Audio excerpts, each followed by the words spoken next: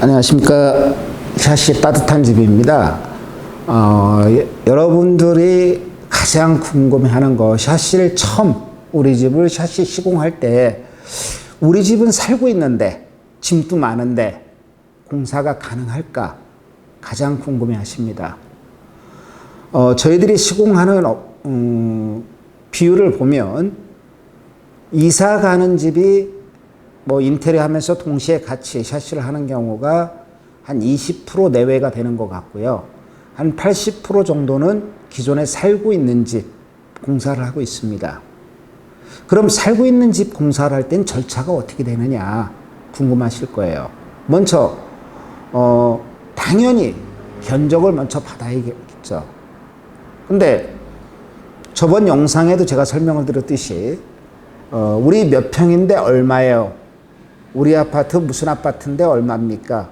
이런 견적보다는 현장을 직접 가서 현장에 그 집 짐이나 배열, 환기 상태 모든 걸 봐가면서 견적을 내드리는 게 가장 좋다고 말씀을 드렸어요. 왜?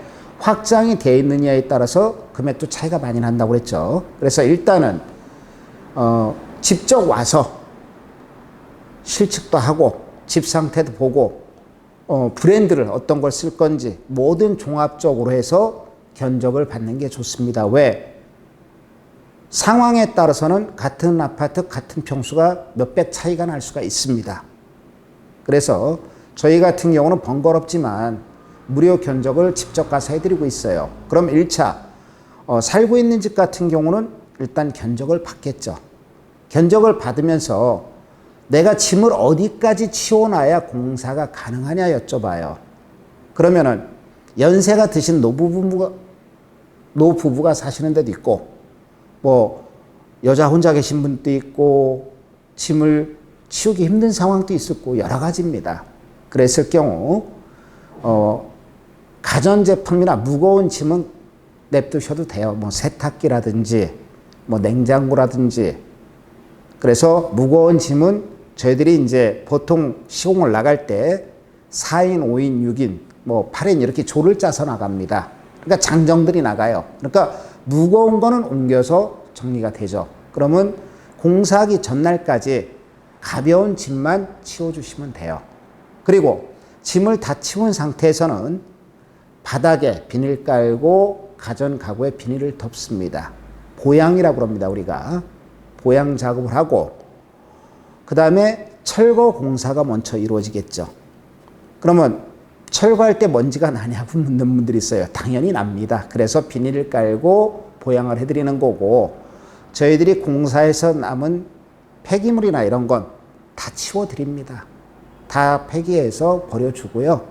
여러분들이 이제 공사 끝나고 나서 청소는 한번 하시긴 하셔야죠. 그리고 샤시가 철거가 끝나면 뭐 장비를 사다리차 쓰는 집도 있을 거고 1층 같으면은 직접 들고 와서 하는 경우도 있을 거고 뭐 윈치라든지 또는 스카이라든지 여러 가지 장비를 써갖고 물건을 올리겠죠. 근데 이 물건은 거의 완성 제품을 갖다 시공하는 겁니다.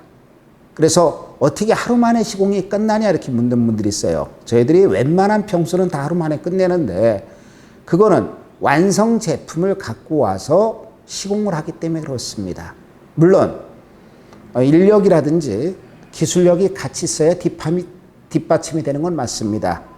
뭐 공사를 안 해보다가 어쩌다 하루에 한 건씩 공사한다 그러면 힘들겠지만 저희들이 이제 공사를 보통 하루에 뭐 6집, 8집 이렇게 하고 있어요.